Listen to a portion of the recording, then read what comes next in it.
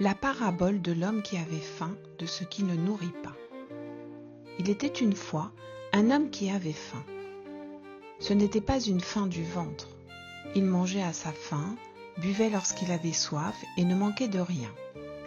C'était une autre faim, une faim étrange, logée quelque part en lui, qu'il aurait été incapable de montrer du doigt. Certains jours, elle ressemblait à un désir, d'autres à une impatience. Parfois, elle prenait la forme d'un vide. Alors, l'homme cherchait quelque chose pour le remplir. Il avait entendu dire qu'il existait quelque part dans le monde une chose capable de rassasier entièrement le cœur humain. Celui qui la trouverait, disait-on, ne manquerait plus de rien. Alors, il partit à sa recherche. Après plusieurs jours de marche, il arriva dans une ville immense. Sur les places, des hommes criaient « Venez voir, approchez, vous n'avez encore jamais vu ça !» Partout, des lumières, des sons, des visages, partout quelque chose réclamait son regard. L'homme s'approcha. On lui montra une chose extraordinaire. Son cœur s'accéléra, ses yeux s'ouvrirent grands. Pendant quelques instants, il oublia sa faim. Puis, l'émerveillement retomba. Alors il demanda « Qu'y a-t-il après ?» On lui montra autre chose, quelque chose de plus drôle, puis de plus étrange, puis de plus beau, puis de plus choquant, puis de plus rapide. À peine avait-il eu le temps de ressentir une chose qu'une autre venait déjà prendre sa place. Il riait, s'étonnait, s'indignait, désirait, puis recommençait. Et chaque fois, pendant quelques secondes, sa faim disparaissait. Mais elle revenait, alors il regardait encore, et encore, et encore. Les hommes de cette ville avaient compris quelque chose. Pour retenir quelqu'un, il ne fallait jamais le laisser seul assez longtemps pour qu'il sente sa faim. Il fallait toujours lui donner quelque chose, une image, une promesse, une émotion, une peur, un désir, n'importe quoi, pourvu que vienne immédiatement quelque chose après. Les jours passèrent, puis les mois, et l'homme remarqua une chose étrange. Il lui fallait désormais beaucoup plus pour ressentir ce qu'un rien provoquait autrefois. Plus rapide, plus fort, plus nouveau, plus extraordinaire. Et pourtant, le soir, lorsqu'il se retrouvait seul dans sa chambre et que tout redevenait silencieux, la même sensation remontait du fond de lui. La faim. Alors, il comprit que cette ville ne possédait pas ce qu'il cherchait. Et il repartit. Plus loin, dans une autre ville, il rencontra une femme. La première fois qu'elle le regarda, quelque chose traversa son corps. Elle avait une manière de sourire, puis de détourner les yeux, qui le troublait. Lorsqu'elle s'approchait, il sentit son parfum avant même de sentir sa main. Lorsqu'elle lui parlait, le reste du monde semblait reculer. Il la désira. Elle le désira. Et pendant quelque temps, il crut avoir enfin trouvé. Mais cette femme avait une étrange manière d'aimer. Certains jours, elle venait à lui comme si rien d'autre au monde n'existait. Elle posait sa tête contre sa poitrine.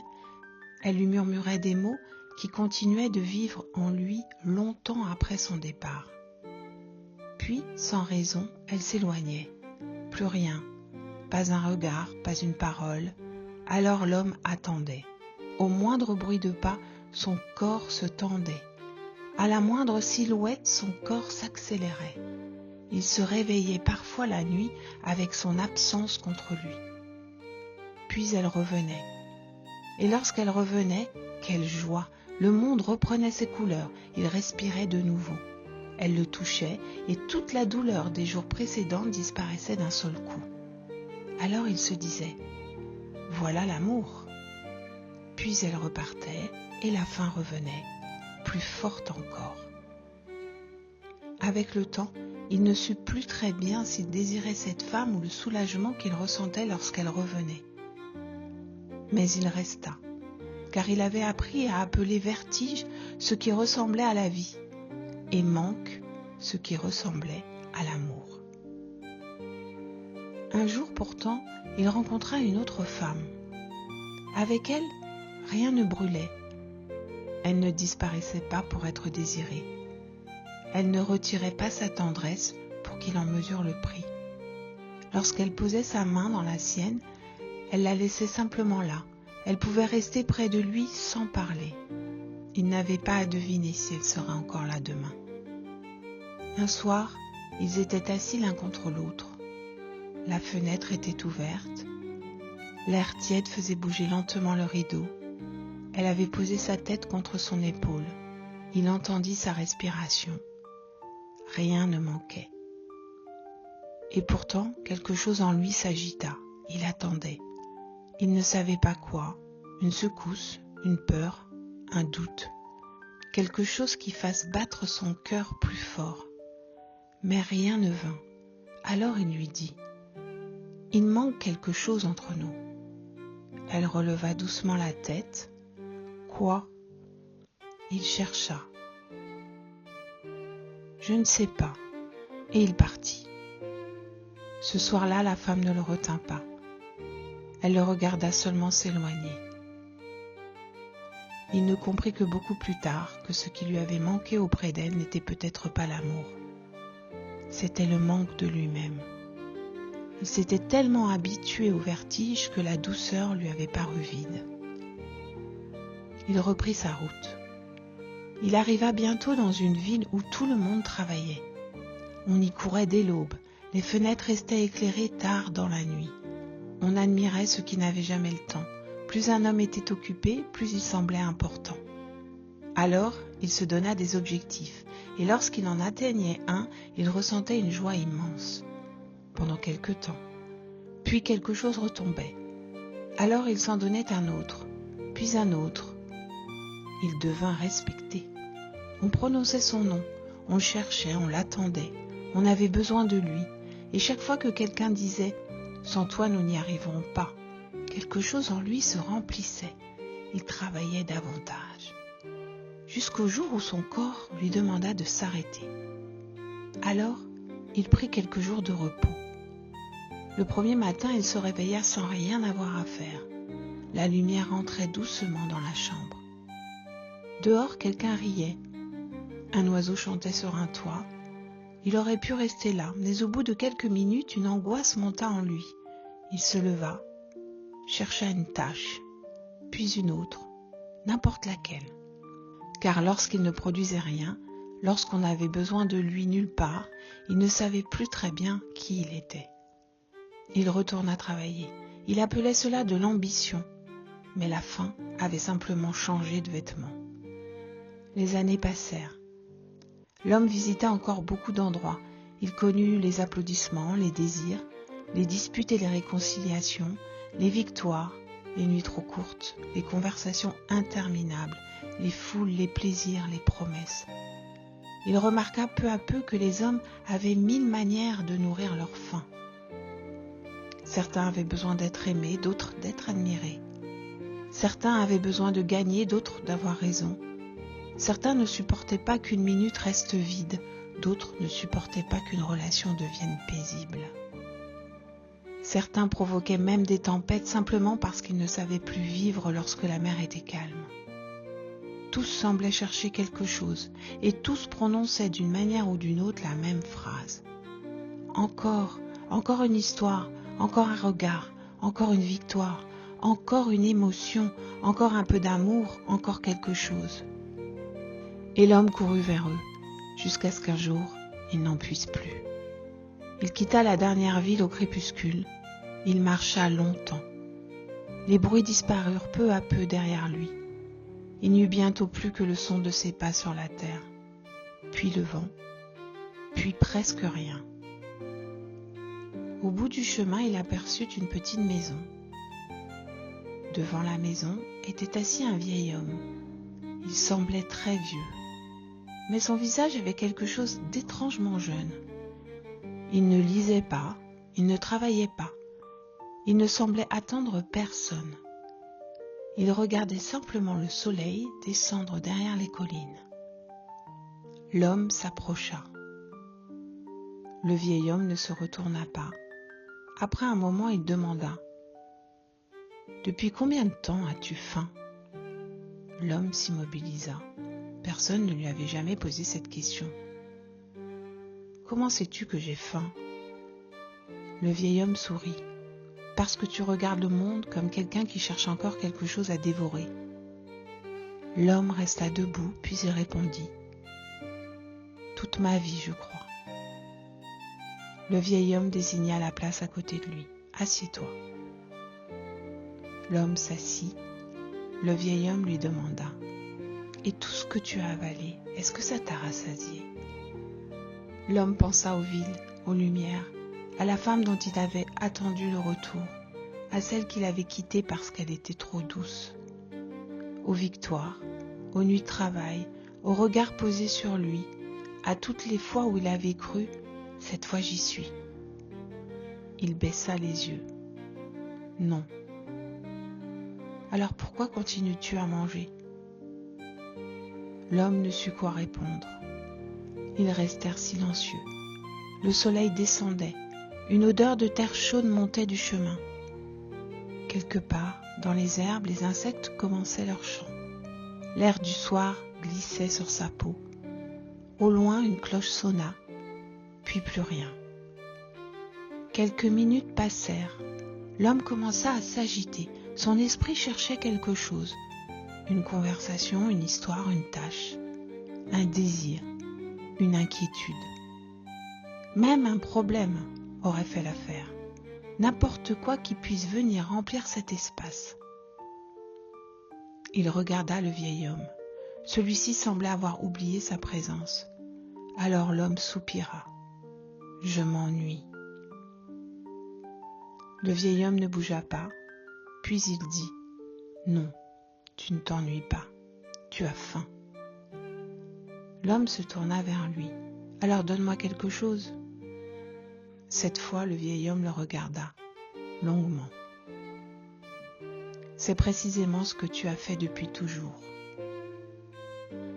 Puis il se tut.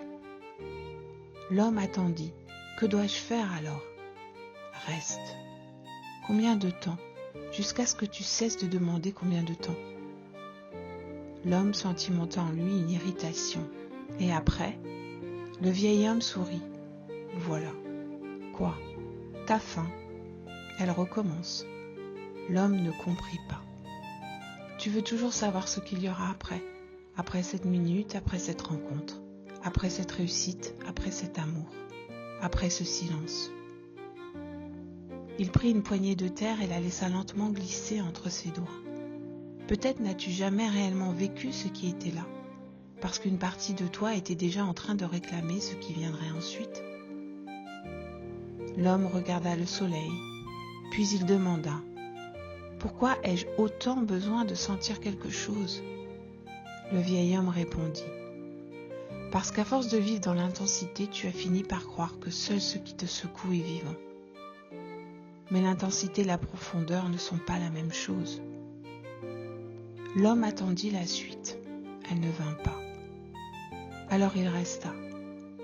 Les premières minutes furent longues. Son corps lui-même semblait vouloir partir. Peu à peu, il entendit ce qu'il n'entendait pas auparavant.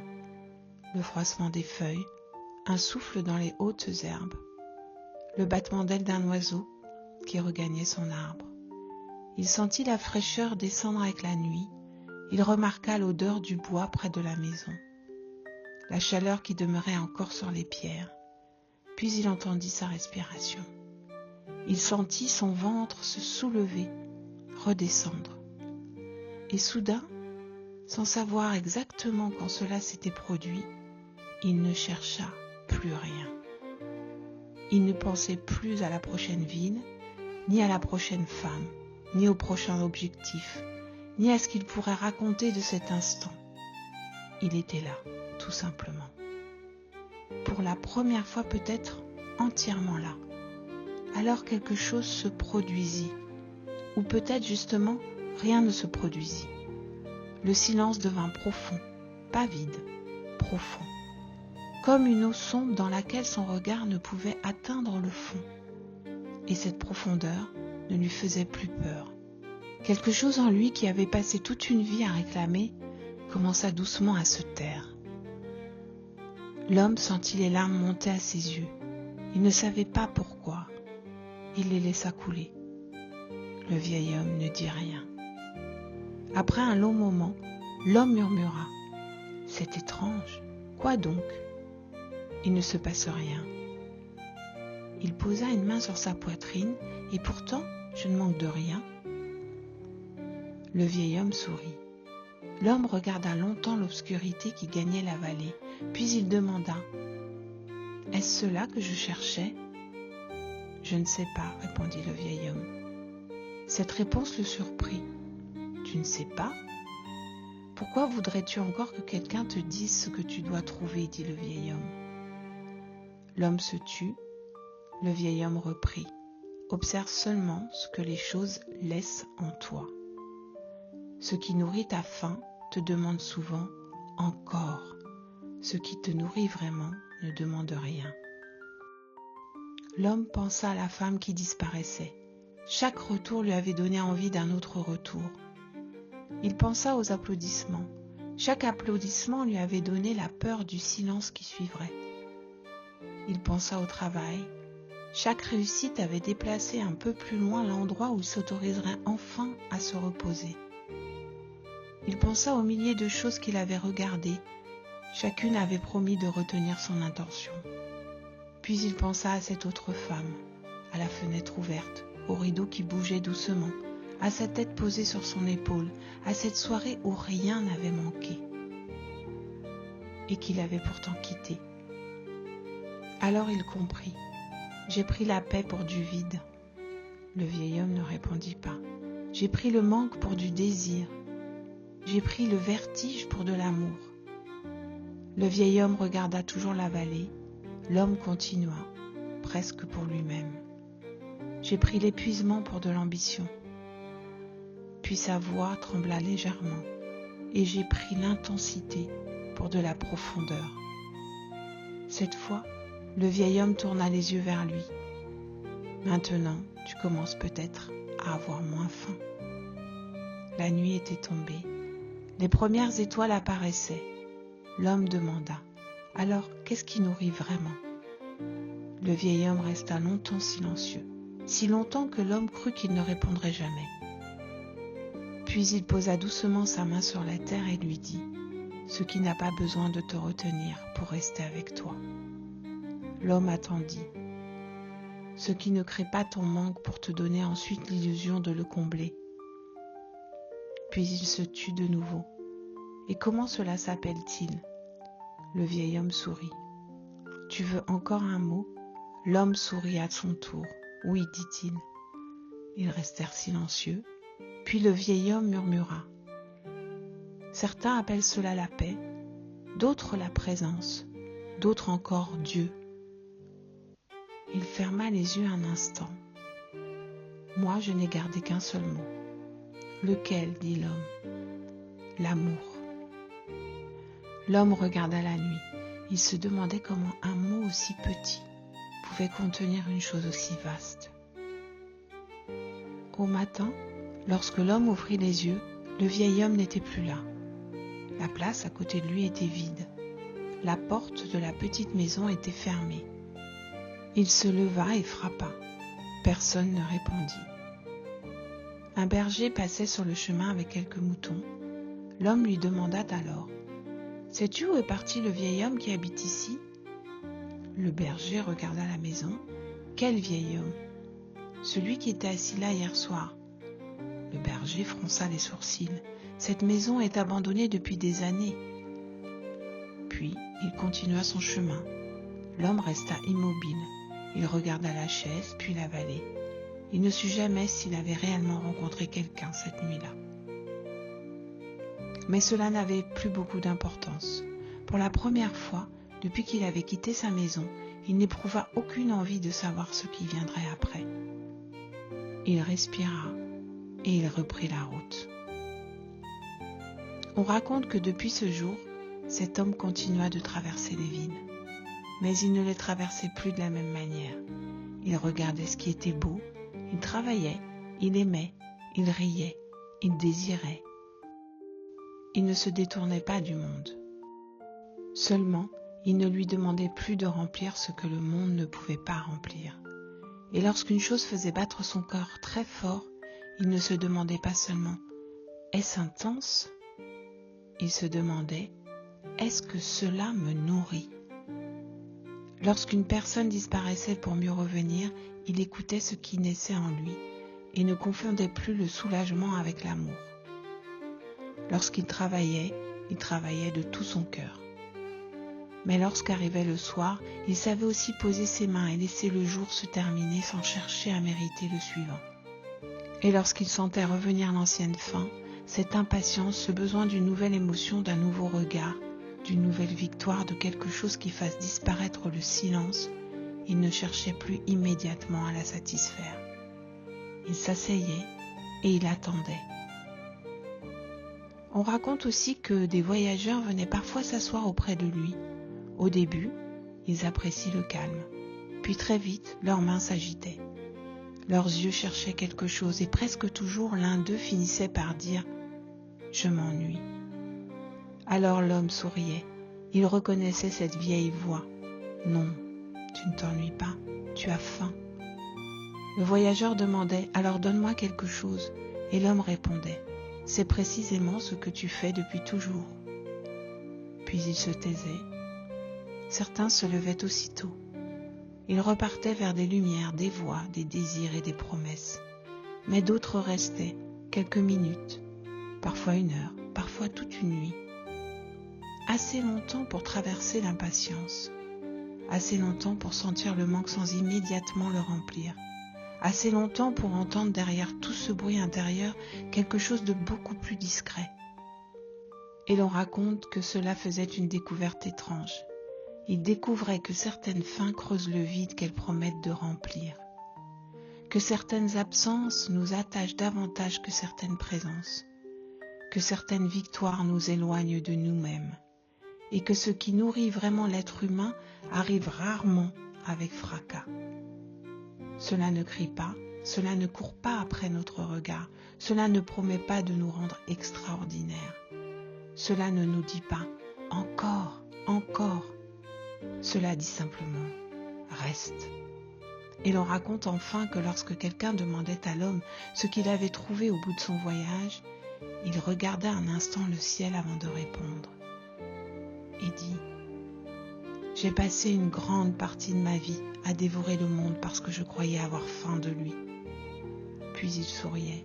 « Mais j'avais faim de quelque chose que le monde ne pouvait pas me donner sous la forme que je cherchais. » Puis il répondait « Ce qui ne fait presque pas de bruit, ce qui ne provoque aucun vertige, ce qui n'a pas besoin de disparaître pour que tu sentes sa valeur, ce qui ne te demande rien pour avoir le droit d'exister. » Il regardait alors celui qui était venu l'interroger et ajouta doucement « J'avais faim d'amour, mais j'avais tellement pris l'habitude des choses qui excitent la faim que je ne savais plus reconnaître ce qui la rassasiait. »